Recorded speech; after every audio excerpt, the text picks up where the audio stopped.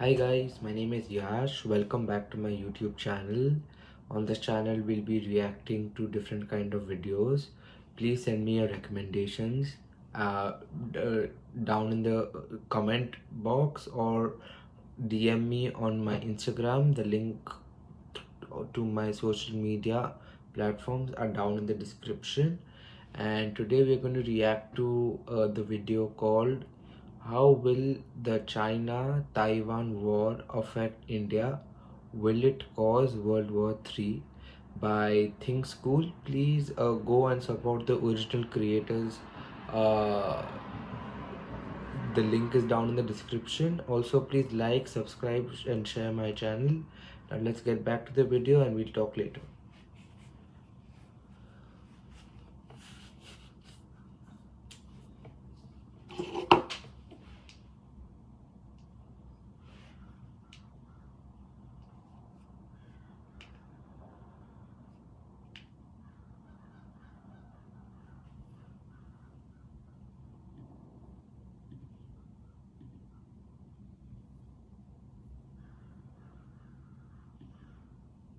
We start in China, where President Xi Jinping has said reunification with Taiwan must be fulfilled. His comments come at a time of heightened military tension in the region.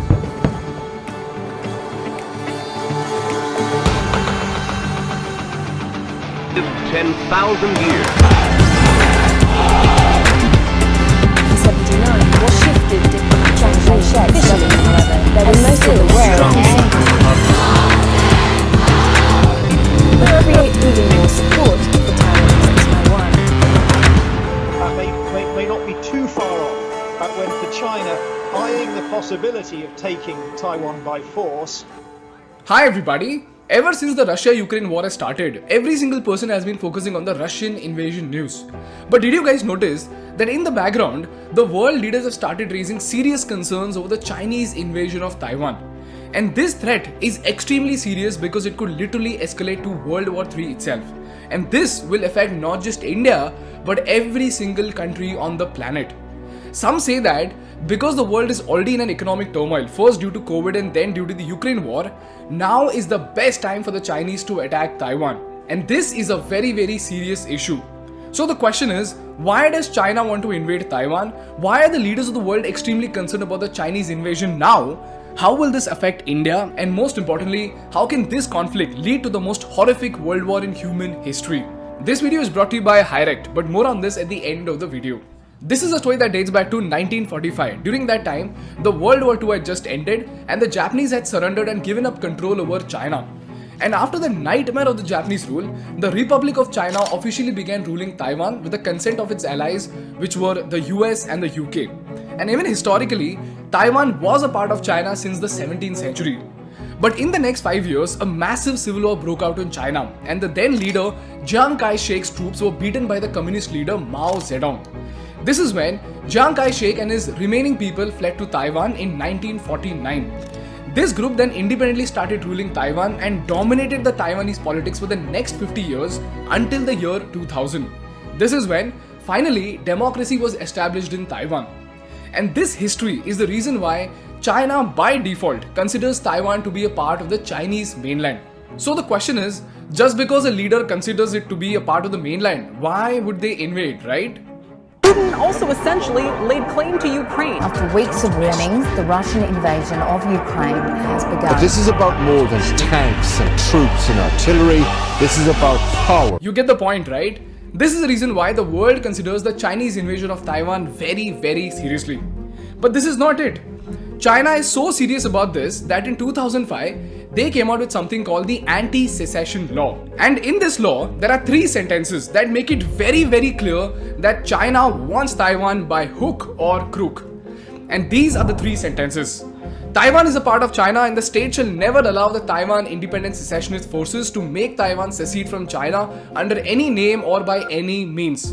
Number 2. Solving the Taiwan question and achieving national reunification is China's internal affair, which subjects to no interference by any outside forces. And it even says that if Taiwan declares independence, China shall employ non-peaceful means and other necessary measures to protect China's sovereignty and territorial integrity. So now the question over here is, This law was made in 2005, right? It's been 16 years now. So why is this a concern for the world now?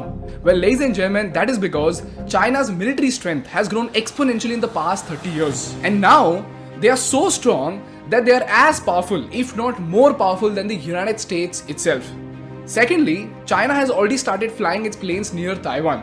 Reuters actually made this beautiful, easy to understand visual of how China has constantly been crossing the lines. If you see this is the median line of Taiwan, as in it is supposed to be Taiwan's territory and military planes are not supposed to enter this space without their permission. But you see these red lines?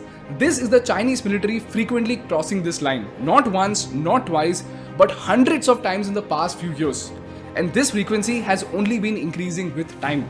And thirdly, the world is already bearing the cost of the Russia-Ukraine war. If you remember from our Russia-Ukraine episode, because of the war, although Russia was imposed with sanctions, Russia is the second largest commodity producer in the world.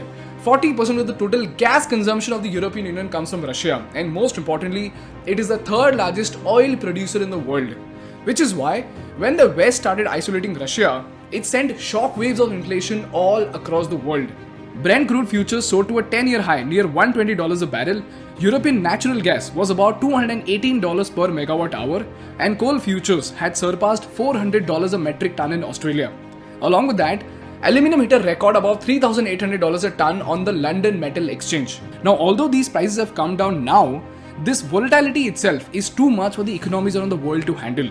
And now, when the entire world is trying to cope up with the ongoing economic turmoil, if China invades Taiwan, it's going to be next to impossible for the world to recover without the trade of Taiwan and China. But now the question over here is, Taiwan is such a small country, right? And if you compare both their armies, China has 10 times more ground force, 8 times more naval destroyers, and 30 times more submarines. Then why didn't China attack Taiwan till now? Well, that is because Taiwan has been backed by none other than the United States itself.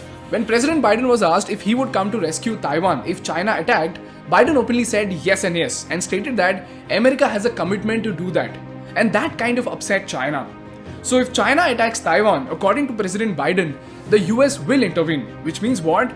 We could be looking at a military war between two of the most powerful nations of the world, and more importantly, two nuclear superpowers will be head to head in what could perhaps escalate to World War III itself. This is the backing that Taiwan has. Now this begs the question, what is so special about this little island called Taiwan that the United States of America itself is willing to take such a big risk to go head on with China? Well, the answer to that lies in something that the world has already witnessed, and that is the semiconductor crisis and a giant Taiwanese company called TSMC. For those who don't know, semiconductors are by far one of the most important components in the world. This is because they are used in almost every single gadget that you use, starting from your mobile phone to your oven to your lights to even your automobiles. And fun fact is that if you look at the market share of the semiconductor contractors all across the world, you will see that while China stands at 6%, South Korean manufacturers stand at 17%, rest of the world stands at 13%, Taiwan alone has a market share of 63%. And in that also, TSMC alone commands a market share of 54%. God. It's the world's largest foundry that counts major technology firms such as Apple, Qualcomm and Nvidia. And all the major car makers around the world, including Volkswagen, Ford Motors and Toyota Motors, are super dependent on Taiwan for its semiconductors. Furthermore, replicating the manufacturing of semiconductors is an extremely costly, tedious and time-consuming process that involves thousands of complicated procedures. And if you remember from our semiconductor episode, I said that the world is dangerously dependent on Taiwan for semiconductors. Why? Because this is what happened in 2020. Massive worldwide chip shortage. Earnings being cut by up to $2 billion. We don't have these chips, we're in trouble. There's a lot of reasons why this is happening right now. We still expect that through 2023 that we're still going to be facing supply shortages. This is the first reason why the US and even other countries are extremely worried about Taiwan. Secondly, for the US, it is a question of reputation and safety. Reputation because if the US does not defend Taiwan, then the rest of the countries that the United States has signed a defense pact with, like Japan and other countries, including the NATO allies, will be extremely offended. And thirdly, there is something called the South China Sea dispute. And this is one of the most critical reasons why China would invade Taiwan. To tell you about it, South China Sea is this region in the world map where you have Indonesia, Malaysia, the Philippines, Taiwan and Vietnam. And this is by far one of the most important regions in the world. Why? Because 30% of the entire world's shipping passes through this region and it amounts to $3.37 trillion in trade every single year. And as far as the strategic resources are concerned, according to the Council on Foreign Relations, the sea is estimated to have 11 billion barrels of untapped oil and 190 trillion cubic feet of natural gas. And the most vital benefit of all is that the country controlling this maritime route will have natural military advantage over the rest of the world, including the United States. And China is so keen on taking control of this region that they have placed military ships, conducted military drills, and even built artificial islands. Yes, you heard that right. China has literally built artificial islands to claim the South China Sea. And in our context, if China attacks Taiwan, if it wins, it will have an insane upper hand over the second most important region in the world. And this region gives them more control over a plethora of resources, a strategic military advantage, and most importantly, dominance over this $3 trillion trade route. This is the reason why the United States is extremely concerned about Taiwan and takes its commitment to protect it very, very seriously. Like I said, not because human beings are in trouble, but because there is a rival superpower that might rise to power. This is the reason why the entire world is extremely worried about the China-Taiwan conflict. And even the slightest miscalculation can escalate this to a World War III itself. Furthermore, because the world is already suffering due to the Russia-Ukraine war, if this war happens now, it would be a nightmare for the world economy itself. And this brings me to the most important part of the episode, and that is, how will this China-Taiwan scenario affect India, and what are the study materials to help you dig deeper into this conflict? Before we move on, I want to thank our partners Hirect for supporting our content. If you are stuck in a 9-to-5 job or you feel like your growth and learning has taken a hit, then trust me guys, you should definitely consider joining a startup. Why? Because startups naturally allow you to showcase your skills, help you learn more, and reward you fairly. To find such amazing startups, you can download the Hirect app. Hirect is India's first chat-based hiring app that allows you to chat directly with the startup founders and CXOs, and that too without the involvement of consultants. Over 60,000 plus startups have already started hiring on Hirect. So if you want to land a job at a startup, just click the link in the description box and download the Hirect app now. Then, just create your profile by answering some questions, and after that, the algorithm of the app will automatically match you with the most relevant job profile. Also, if you're worried about your contact details, please don't worry at all because Hirect never shares your personal details with the recruiters without your permission. So what are you waiting for guys? Just click on the link in the description box and get your dream startup job using Hirect. Moving on, the first thing you need to understand is that India is an ally of both US and Taiwan. And regardless of whether China attacks Taiwan or takes it peacefully, it could be a disaster both for India and the world itself. Disaster for India because just like the Chinese vendors started abusing their monopoly position to increase the price of solar components, they are more likely to do the same with the semiconductors, and that could hit us very, very hard. Secondly, if a war breaks out, the US is more likely to pressurize India because we are the closest allies they have to China and we might be forced to go to war. This is because during such critical times, the United States often puts forth a condition saying that if you don't support us, you are by default against us. And that could put us in a catch-22 situation. So all we can hope for is that all of these wars settle down and we never come to this situation. Moving on to the study materials, the first thing you need to study about is how has China played games with the solar component supply and how much India needs to up its game with the semiconductors. For this, I am attaching the link to our old video and a few documents to help you understand this concept better. Secondly, I am attaching the link to a Reuters investigation report which actually made a scenario study of what all could happen if the invasion of Taiwan happens and how the forces of the world would engage in warfare. Read through it and you will understand how international relations and power works.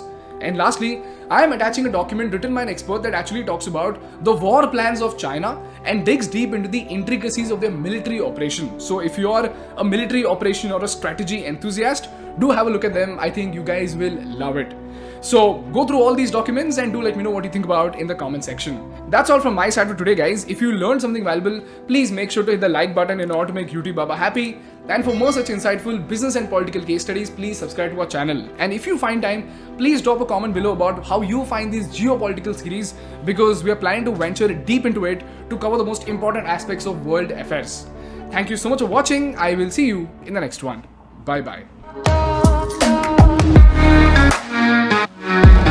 Okay, this was a very deep video, deep, like this went into like literally everything. So they started with explaining the importance of Taiwan from an Western or NATO or American perspective. Like, first of all, like America wants to keep its what you call geopolitical, dominance over this region, and why China has its interests in Taiwan. They went into history also, talking about World War II, then the Civil War which took place, and why the entire world is today focusing on the Indo-Pacific, or specifically the South China Sea, that entire region.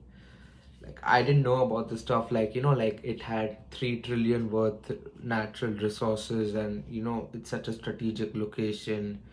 Like, I knew about the semiconductor stuff, but like it had a lot of multiple layers under it. It was not one small thing. So like if Taiwan gets taken over, it's like game over, like that. But like I agree with like his analysis by Think School. Like it taught me a lot. Only one thing I do not agree with his analysis is like my personal opinion. I might be wrong, I'm not saying no, but like in a, God forbid, in a situation where China and America are looking eye to eye to each other, it would be naturally in India's strategic interests to go with the American bloc, not with China, for a multiple of reasons. Like, cause like currently, like if you look at the Chinese military, majority of its military today is focused on the eastern end of China, which is like the Taiwan Strait and all of that, because they're having massive military builds up over there against America. God forbid, in a situation if Taiwan is under control of China, like obviously the semiconductor stuff, what he said, like how they can inflate the prices and monopolize everything, and it would be a not a ideal situation even for India. But like the second threat for India is also that if they're able to take Taiwan over, right now their focus is on Taiwan, but once Taiwan is taken over, all that military will move towards India, because they have the 5-finger objective which they need to achieve, and they claim certain areas of India also. So that is also another threat for us. And if that also doesn't happen, at least the aggression will increase, because right now they have to focus on two ends. China is like a literally big country like that. That's one thing. The second thing, I believe that India, because of these issues, and also what you spoke, like what the video spoke about, the semiconductor shortage issue, and how important the semiconductor is, because it's literally in everything, from our phones to laptops to our electronic devices to our ovens to our cars, literally everything. So like that's like the new oil, which I believe like in the future that will be the new oil. So like how everything is going up right now because of the war and Russian oil and everything, that could, the exact same thing could happen with other things, which would be like a doomsday scenario for us. So yeah, that's not good. But like that's one scenario. But the second scenario is also that like all of the military aggression would move towards India, because China, if you go back in history in the 50s and 60s, they sorted out most of their border issues with everyone. Even though they had a war with Vietnam, they sorted out the border issues with them. But till date, they haven't sorted out border issues with only two countries. One is Russia and the second one being India. Reason being because China considers both of these countries as an competitor, like for hegemonic power. So that is another threat. That is what I believe. So India will not attack. I don't think so India will attack. If India would have to attack China in that situation, when China attacks Taiwan and America gets into it, then India would not attack directly, it would attack indirectly, like what I believe, like through treaties and all of the we've made in and investments we've made in South, in the ASEAN region, like with strategic partners like the Philippines, Singapore, Indonesia, and also we do not forget, like China's you can say weak point is to the Malacca Strait, which is like very close to the Andaman Nicobar Islands. So we can use, if we are able to develop our navy at a very, because like what is what I believe, our army is pretty strong, our air force is also comparatively strong, but I believe like our navy is nowhere near, if I compare it to our army or our air force, which needs to be like there, we are lifting our capabilities, but like we are still lagging behind a lot. So if we are able to develop our navy the way we are developing our army and air force, then yes, like I believe like we are able to strategically cause a lot of problems to what you call China in that situation.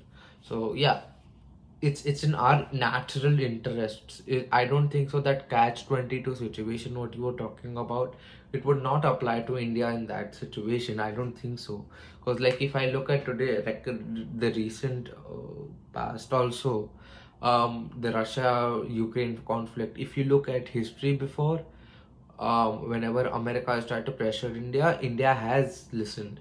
Otherwise, in the situation we've not listened, we face sanctions or some other consequence.